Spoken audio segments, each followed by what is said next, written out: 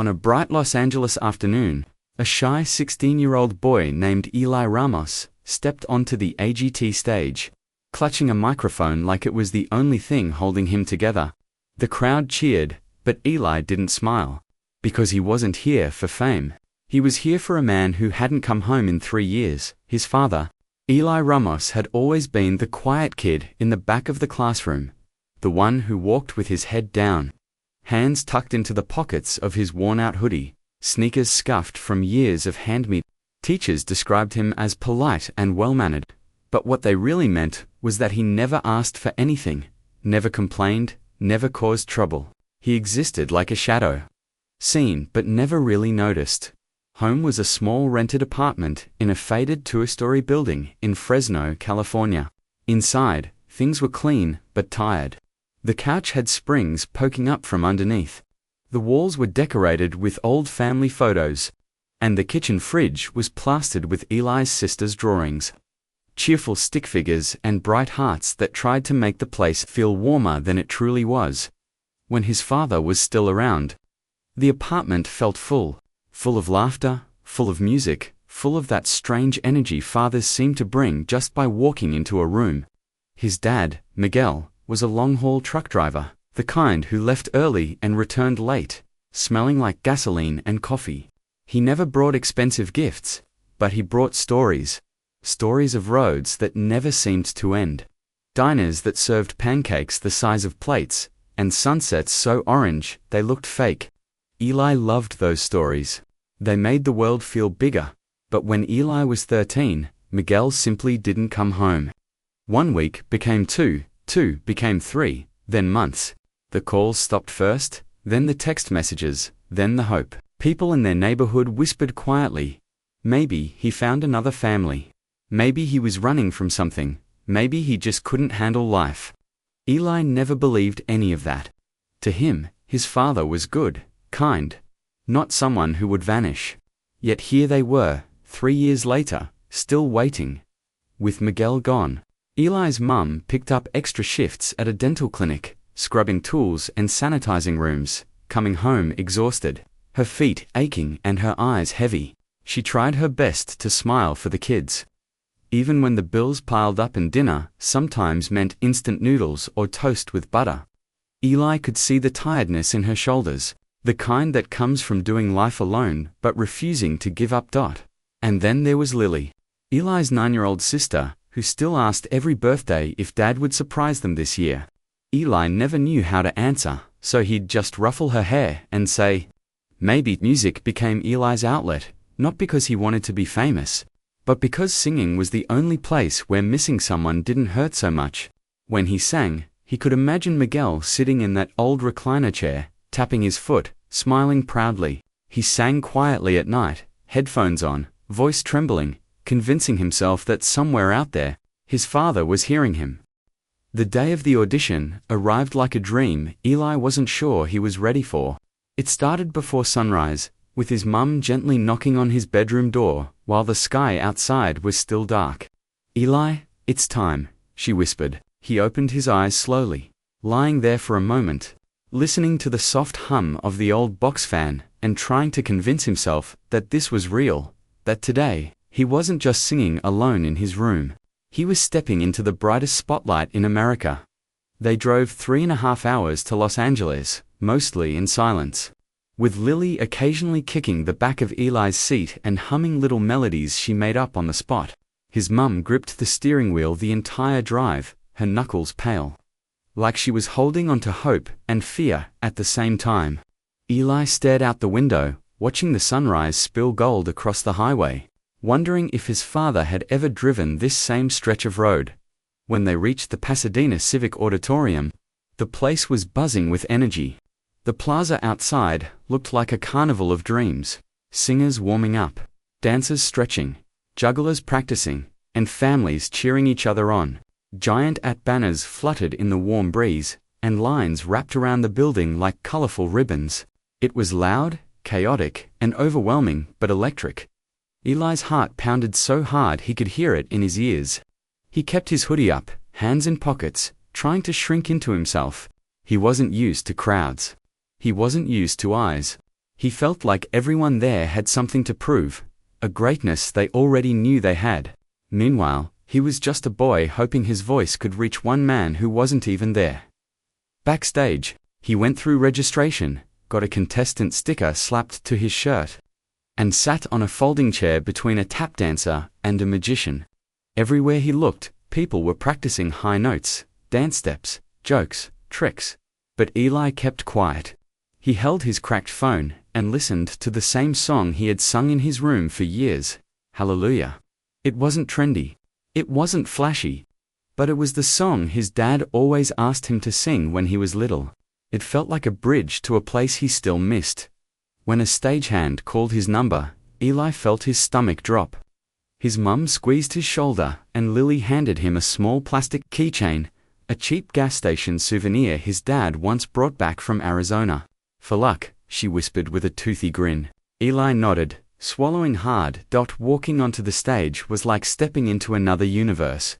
The lights were blinding, the audience huge, and the judges' table glowing under the harsh beams. Simon Cowell, Heidi Klum, Howie Mandel, and Sofia Vergara looked up as he approached the center mark.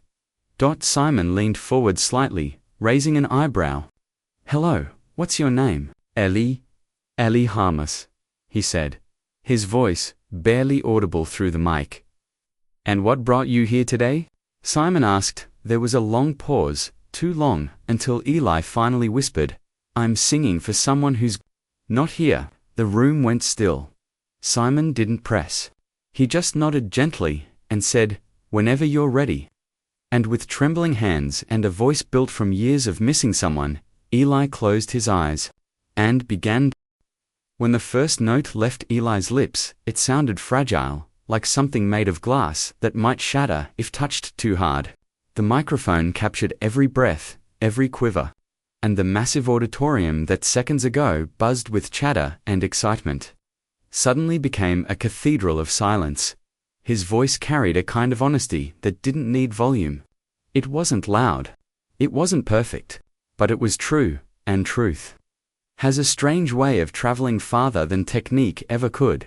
He sang the opening verse of Hallelujah softly, each word floating out into the room like a prayer. People leaned forward instinctively. The kind of leaning that happens when something important is happening and no one wants to miss it. A camera zoomed in, catching the tremor in his hands, the glisten in his eyes, and the tiny plastic Arizona keychain tied to the mic stand for luck. Simon's expression changed almost immediately. He'd seen thousands of hopefuls, thousands of voices, thousands of stories, but this one was different. There was no spectacle, no fireworks, no pre-planned theatrics. Just a boy with a bruised heart trying to turn pain into something people could understand. As Eli reached the chorus, the emotions started to surface. Not dramatic, not staged, but quiet and choking. His voice cracked on the word hallelujah, a single fracture that cut through the auditorium like a blade. That crack spoke for him. It told the room everything he didn't say backstage.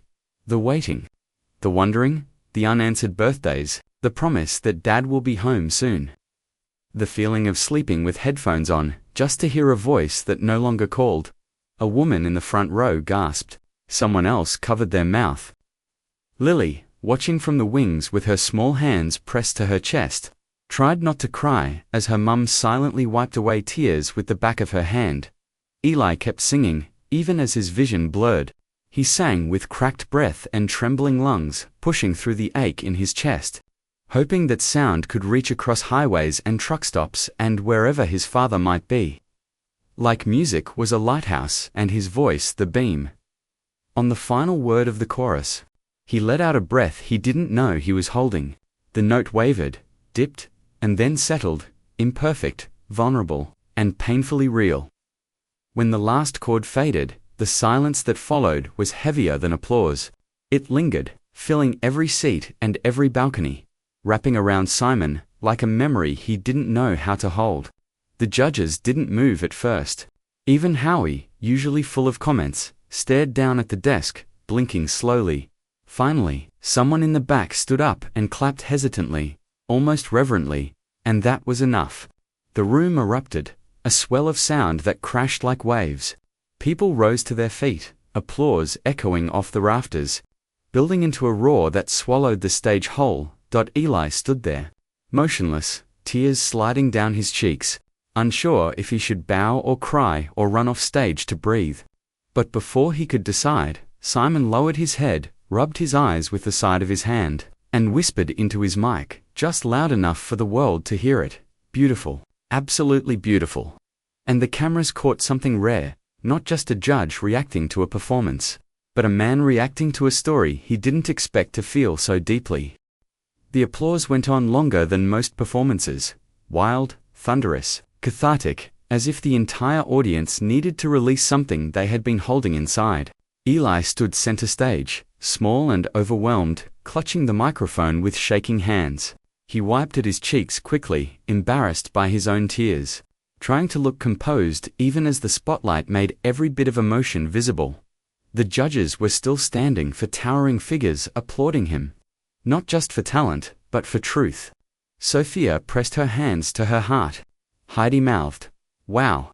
Howie nodded with a soft, fatherly smile that felt rare on national TV. Simon didn't clap. He just stared, elbows on the table, fingers pressed together, eyes locked on Eli like he was trying to understand something deeper. When the applause finally softened, Simon leaned into his mic. "Eli," he began slowly, voice steady but warm, "that was very special." He paused, letting the word special rest in the air, heavier than praise. "Before we vote, do you want to tell us who you were singing for?" Simon asked gently. Eli swallowed hard and looked down. His foot tapped nervously on the stage floor. He didn't want to cry again, not in front of millions of viewers. Not when he was supposed to be strong. But truth has a way of breaking through. "My dad," he whispered. "He is missing." There was a collective hush, a domino of breaths held all at once. Audience members lowered their phones, suddenly feeling guilty for filming such a vulnerable moment. Even the cameramen hesitated, zooming in slower, more respectfully. Eli continued, voice trembling, "He's been gone 3 years. I don't know where he is. His voice cracked. "I just wanted him to hear me." His mother covered her mouth from the wings, shoulders shaking. Lily clung to her arm, confused but sensing the weight of the moment. Simon opened his mouth to speak, maybe to comfort him, maybe to move the show along, but before he could, there was a loud scrape from the far corner of the auditorium.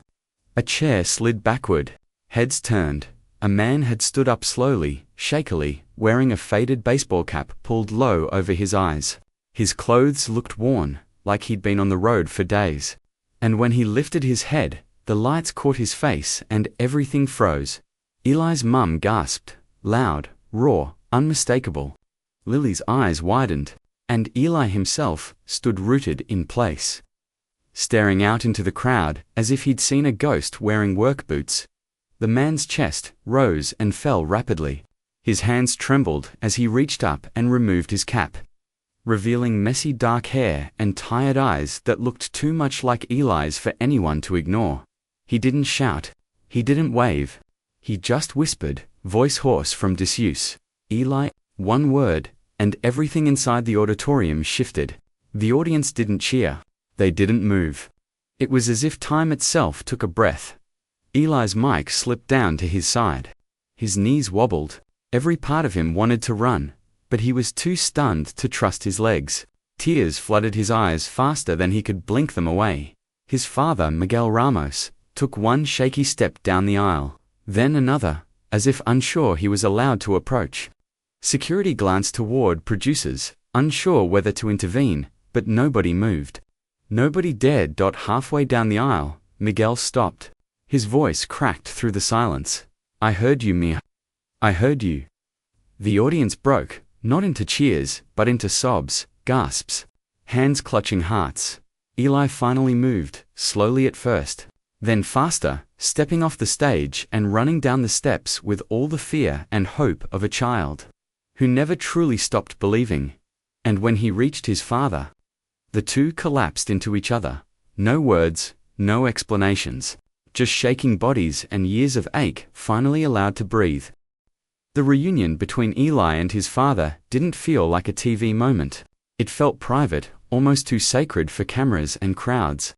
Miguel held his son tightly, arms wrapped around him, as if afraid that if he let go even for a second, Eli would vanish. Eli's shoulders shook as he buried his face into his father's chest, breathing in a smell he remembered from childhood: gasoline, sweat, and old leather. The smell of coming home. Producers hovered near the edge of the stage, unsure whether to intervene or let the moment breathe. Ultimately, they did nothing, because sometimes real humanity is better television than anything planned. After what felt like minutes stretched into forever, Miguel loosened his hold and cupped Eli's face. His hands were rough, calloused from years of work, but gentle.